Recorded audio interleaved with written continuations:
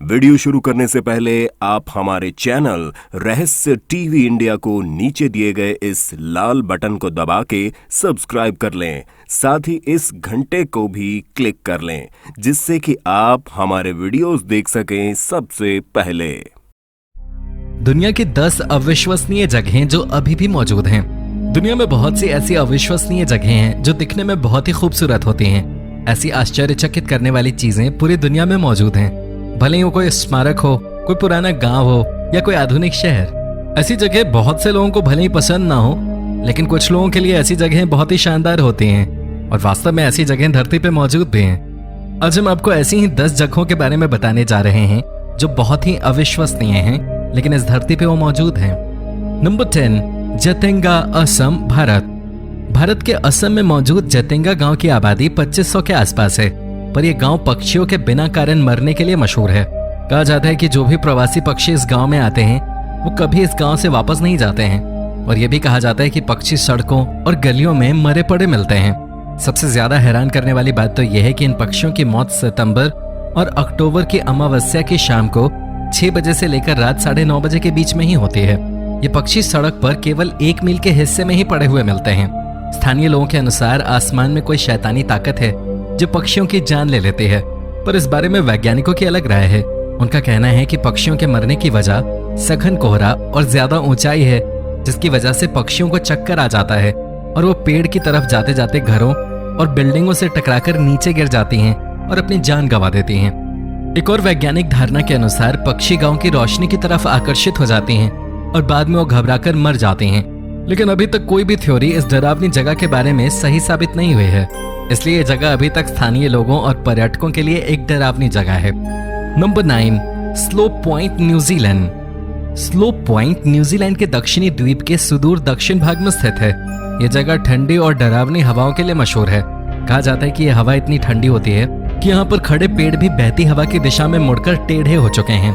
बताया जाता है कि यह हवा सीधे अंटार्कटिका से आती है। स्लोप पॉइंट का उपयोग केवल भेड़ों को चराने के लिए ही किया जाता है, और दुख की बात तो यह है कि स्लोप पॉइंट पर न तो कोई इंसान और न ही कोई जानवर रहता है।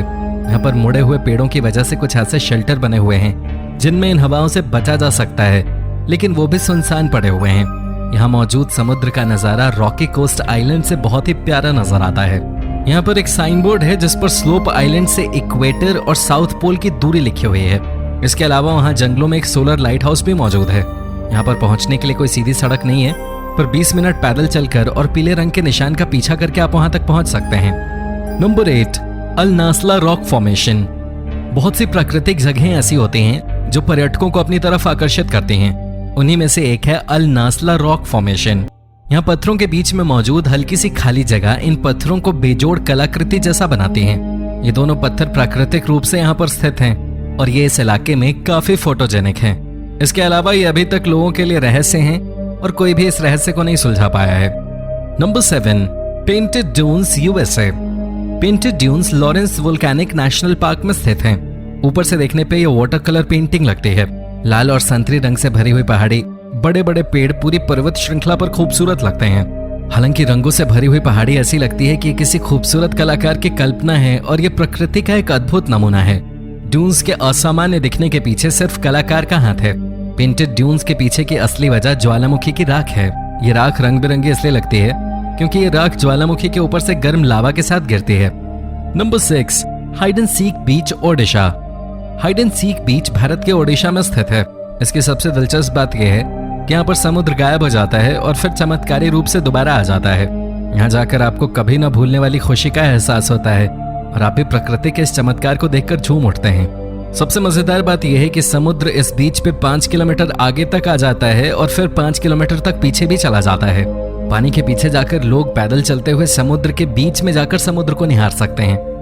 जब आप चलकर जाते हैं तो आपके पैरों के निशान बन जाते हैं, और फिर जब उस पे समुद्र का पानी आता है तो वो वापस उस पे मिट्टी छोड़ जाता है। ऐसे में जब आप फोटो खींचेंगे तो आपको फोटो देखने के बाद ये लगेगा कि आप पानी पे चल रहे हैं। Number 5, the erotic rock valley, Turkey. Turkey के एंटोलिया के सूखे और धूल भरे इलाकों में पर्यटकों के लिए मशहूर कैपेडोचिया, जिसे यूनेस्को द्वारा विश्व हेरिटेज स्मारकों में शामिल किया गया है, मौजूद है। यहाँ पर बहुत सी पुरानी गुफाएं हैं जो अंडरग्राउंड है। ये मिडिल ईस्ट में एक बहुत ज्यादा महत्व वाली और ऐतिहासिक जगह है। इसके अलावा इसकी खोज करना काफी अजीब भी रहा है और यहाँ डिल्डोज के बड़े बड़े पत्थर भी हैं जिनकी जियोलॉजी के इतिहास की वजह से जानकारी मिली है। इन पत्थरों की शेप काफी अजीब सी है। ये बड़े बड़े पत्थर आसमान को छूते हुए लगते हैं और इनके ऊपर का हिस्सा टेढ़ा मेढ़ा है। यहाँ ऐसे पत्थरों की भरमार है। हैरानी की बात यह है कि ये जगह अब यूरोप के लोगों के लिए एक पसंदीदा जगह बन चुकी है क्योंकि उन्हें यहाँ फोटो लेना अच्छा लगता है। Number 4, that's a wrap. Egypt के बारे में बहुत से लोगों को पता होगा। इजिप्ट मशहूर है पिरामिड और मम्मी के लिए। जमीन के नीचे से मिले मम्मी को देखकर यह पता चलता है कि जिस नजरिए से हम उन्हें देखते हैं वो अलग हैं। पेरिस में मौजूद एक म्यूजियम जिसमें इजिप्ट की बहुत सी मम्मी एक साथ कतार में खड़ी हुई हैं। इन सभी मम्मी को लगभग 3000 बीसी से लेकर 30 बीसी पुरानी माना गया है। इनके मुंह को देखिए, इसे जियोमेट्रिक शेप में बांधा गया है। उनके पैरों के पास एप्रन भी बंधा हुआ होता है। इनका एक और उदाहरण मिलता है क्रोएशिया के म्यूजियम में। विक्टोरियन युग में आप किसी से भी मम्मी खरीद सकते थे। मम्मी को लपेटने के बारे में ज्यादा रिसर्च नहीं की गई थी, लेकिन जब इस बारे में रिसर्च हुई तो पता चला कि एक रीति रिवाजों के किताब से लिए गए हैं। Number 3, the Dendera light. हम लोग अक्सर ये सोचते हैं कि बिजली बल्ब की खोज तो आधुनिक समय में हुई है, पर कुछ लोग हमारे इस बात से सहमत नहीं होंगे। इजिप्शियन सभ्यता के पास प्रकाश करने का कोई जरिया उपलब्ध था। अगर आप डेंडेरा के मंदिरों की छत पर मौजूद नक्काशी को देखेंगे तो पता चलेगा कि कुछ इजिप्शियन सभ्यता के लोग ऐसे प्रतीत होते हैं कि उनके हाथ में बेसबॉल वाले बैट हैं, पर यह कोई बेसबॉल बैट नहीं बल्कि आधुनिक समय में काम आने वाले लैंप की तरह कुछ हैं। रिसर्च के अनुसार ये जैसा दिखता है वैसा है नहीं, बल्कि ये उगते हुए सूरज की तरह दिखता है। Number 2, exploding pyramid. इजिप्शियंस अपने पिरामिड के लिए विश्व विख्यात हैं, पर बहुत सी सभ्यता खासकर मध्य और दक्षिणी अमेरिका के अनुसार इनमें खासी समानता है। कुछ लोगों के लिए ये महज एक संयोग की बात है कि आधुनिक सिविलाइजेशन में भी उन्हीं निशानों का उपयोग किया गया है। सभी पिरामिड को ऊंचा किसी उद्देश्य के लिए बनाया गया था, शायद किसी ऊर्जा को प्राप्त करने के उद्देश्य से। इसका उदाहरण एक इजिप्ट में बर्बाद हुए पिरामिड को देखकर पता चलता है। ऐसा पता चलता है कि 12000 साल पहले आबुरावाश में मौजूद पिरामिड 213 मीटर ऊंचाई पर था और यह गीजा के ऐतिहासिक पिरामिड से भी ऊंचा था। कुछ लोगों का यह मानना है कि यह पिरामिड ऊर्जा उत्पन्न कर रहा था और ज्यादा ऊर्जा उत्पन्न करने की वजह से ये एक्सप्लोड हो गया। Heraklion, Egypt. 1933 में आरएएफ कमांडर ने इस शहर के बारे में पता लगाया था, लेकिन इसके एक्सप्लोर करने की शुरुआत 1999 में French underwater archaeologist Franck Goddio ने की। इस शहर को थॉनिस नाम से भी जाना जाता है। यह शहर इतना बड़ा है कि अब तक इसके सिर्फ 5% हिस्से को ही एक्सप्लोर किया जा सका है। आर्कियोलॉजिस्ट का मानना है कि 6th से 4th सेंचुरी बीसी के दौरान यहाँ काफी ज्यादा एक्टिविटी हुआ करते थे। सुनामी, भूकंप और समुद्री जल स्तर लगातार बढ़ने के कारण 8 बीसी में यह शहर पानी में समा गया। यहाँ मिले प्रमुख चीजों में गॉड सेरापिस और क्वीन आर्सिनोए II के स्टैच्यूज, 2nd सेंचुरी बीसी का copper coin, Greek temple, ships और एंशिएंट ग्रेनाइट कॉलम्स भी मिले हैं। इस शहर की डिस्कवरी के बाद एंशिएंट इजिप्ट की काफी सारी हिस्ट्री सामने आई है। Number 3, Potosi, Venezuela. पोटोसी एक छोटा सा शहर था। यहाँ की आबादी लगभग 1200 लोगों की थी। 1985 में सरकारी फरमान पर इस जगह को हाइड्रो इलेक्ट्रिक डैम बनाने के लिए सेलेक्ट किया गया। शहर खाली कराया गया और पूरे इलाके को पानी में डुबो दिया गया। पोटोसी में लगभग 100 फीट पानी जमा हो गया। लगभग 25 सालों तक पानी के अंदर रहने के बाद 2010 में इस शहर को पानी से छुटकारा मिला। 2010 में वेदर फिनोमेना अल नीनो के कारण वेनेजुएला भयंकर ड्राउट की चपेट में आ गया। इस ड्राउट के कारण पोटोसी शहर के ऊपर जमा 100 फीट पानी भी सूख गया और 25 साल बाद एक बार फिर यह शहर विजिबल था। भले ही पानी सूख गया हो, लेकिन शहर का नजारा पूरी तरह बदल चुका था। यह शहर एक डरावनी जगह में बदल गया था। पोटोसी शहर के निवासी अपने घर को देखने आए, लेकिन इस वीरान शहर को देखकर वापस चले गए। Number 2, Yonaguni, Japan. जापान का योनागुनी मॉन्यूमेंट एक मिस्टीरियस सबमर्ज सिटी है। योनागुनी सी हैमरहेड शार्क्स के लिए काफी मशहूर है।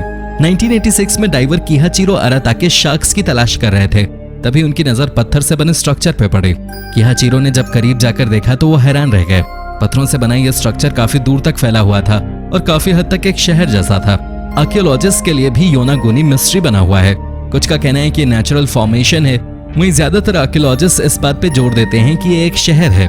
मसाकी किमुरा का कहना है कि यह शहर लगभग 10,000 साल पुराना है और टेक्टोनिक एक्टिविटी के कारण यह समुद्र में डूब गया। पत्थर से बने इस शहर में पिरामिड्स, कैसल्स, रोड्स, मॉन्यूमेंट्स और स्टेडियम्स भी हैं। हालांकि योनागुनी नेचुरल फॉर्मेशन है या आर्टिफिशियल स्ट्रक्चर्स, इस बात पे अभी भी बहस जारी है। Number 1, island of Antirhodos, Egypt. Antirhodos island Egypt की रूलर क्लियोपेट्रा का प्राइवेट आइलैंड था। ये शानदार आइलैंड 4th सेंचुरी में भूकंप और सुनामी की वजह से डूब गया था। लगभग 1500 साल तक समुद्र के अंदर रहने के बाद फ्रैंक गोडियो ने 1996 में इस आइलैंड के बारे में पता लगाया।